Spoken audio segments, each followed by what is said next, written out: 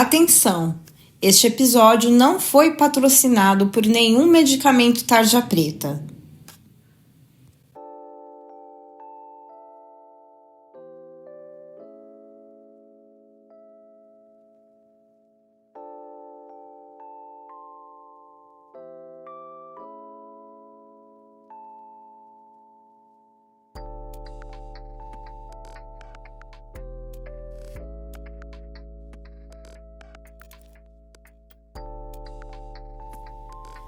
Oi! Se você chegou até aqui depois de ouvir o primeiro episódio do podcast, muito obrigada pela companhia. Sério. Quando eu apertei o botão de publicar, tinha certeza de duas coisas. A primeira era que a minha síndrome de impostora faria plantão na porta da minha casa. A segunda era que eu não fazia ideia se alguém ia ouvir, mas ouviu. E isso já tornou esse podcast um pouco menos solitário.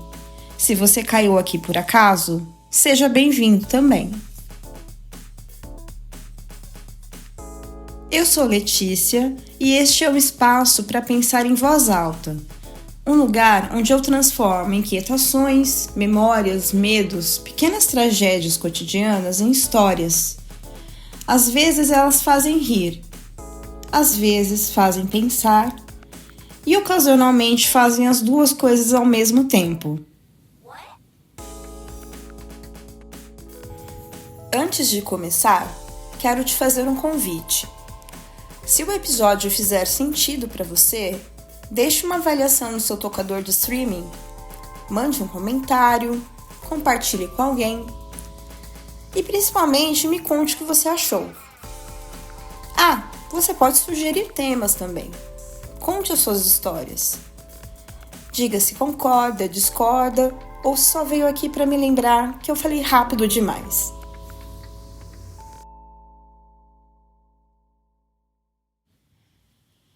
Este podcast é totalmente independente.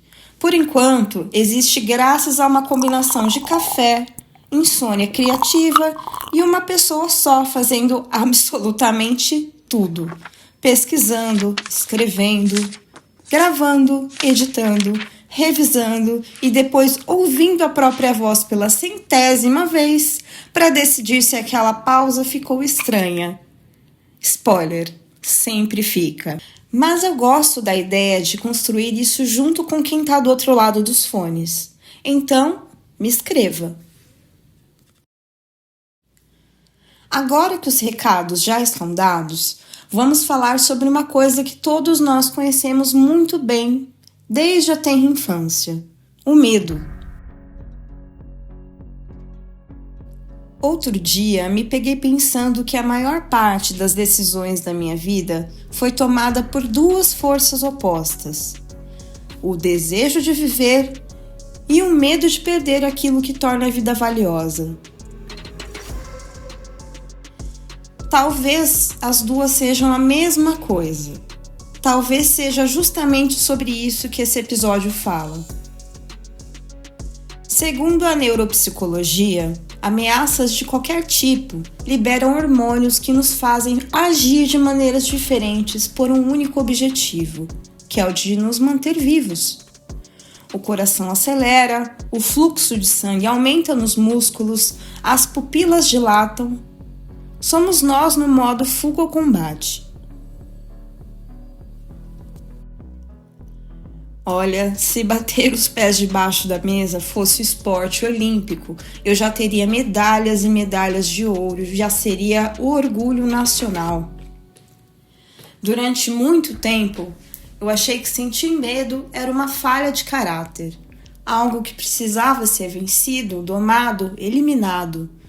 Como se coragem fosse a ausência completa de medo. Mas o corpo discorda. Respeitar o medo nada tem a ver com ser covarde. Precisamos encarar uma verdade incômoda. Ser medroso, ser medrosa, tem tudo a ver com sobrevivência.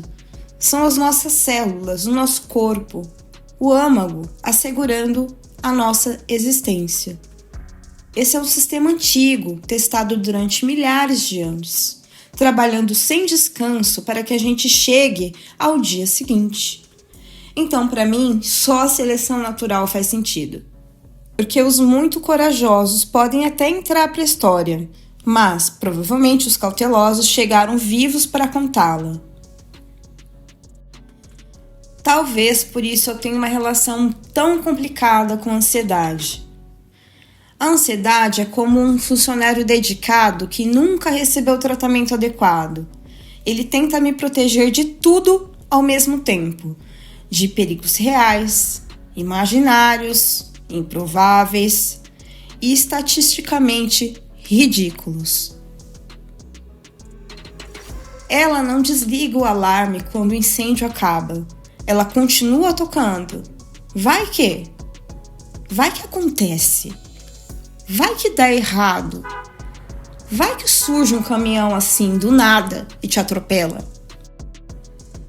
Talvez a ansiedade seja um medo depois de tomar uns 3 cafés e abrir 15 abas ao mesmo tempo no navegador. Ela pega uma emoção legítima e transforma em uma reunião extraordinária de condomínio. Tudo vira pauta. Tudo exige atenção imediata. Tudo precisa ser resolvido agora. Mas, no fundo, o que ela está tentando fazer é a mesma coisa que o medo faz desde que os nossos ancestrais corriam por aí ou de predadores. Manter a gente vivo. E eu acho curioso que a vida adulta seja justamente esse exercício de aprender a diferenciar uma ameaça real de uma hipótese criativa da nossa cabeça. Nem sempre eu consigo, na verdade, quase nunca. Antes de ser mãe, eu não tinha medo de avião. Hoje, tenho medo de atravessar até a rua. Olho para os lados uma vez, depois outra, depois mais uma só para garantir. Não porque me tornei mais frágil, mas porque algo mudou na matemática da minha existência. Ser mãe não me fez ser mais forte, me fez insubstituível. E isso é infinitamente mais difícil. Porque, de repente, continuar viva deixou de ser apenas uma questão minha.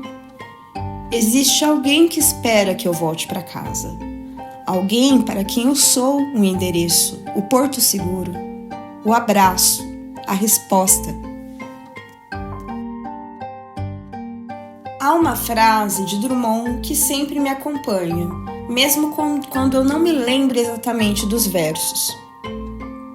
A sensação de que viver é um ofício silencioso, uma tarefa que exige mais persistência do que heroísmo. Talvez a coragem não seja aquela dos filmes, nem a dos exploradores, nem a das pessoas que parecem não ter medo de nada. Talvez coragem seja apenas continuar, amar alguém, criar um filho, entrar num avião, mudar de cidade, recomeçar, levantar da cama numa terça-feira qualquer.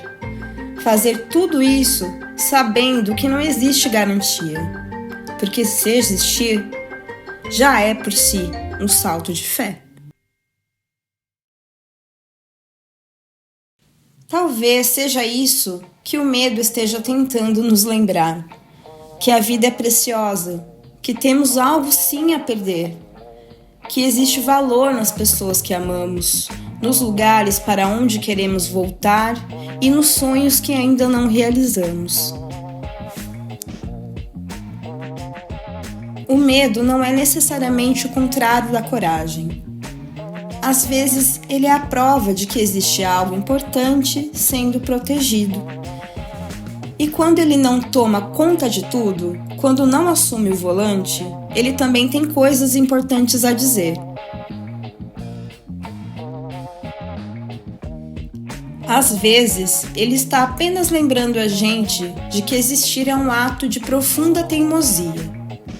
E que, apesar de todas as nossas reclamações, boletos, atrasos, crises existenciais e notificações não respondidas, há alguma coisa dentro de nós lutando desesperadamente para permanecer aqui, vivos, por mais um dia.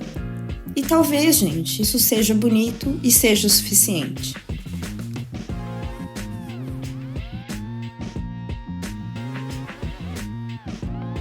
É isso, pessoal. Lembro que vocês podem seguir esse podcast no Instagram, @perdendo.dentes, e considerar apoiar a gente por um valor simbólico lá no Orelo.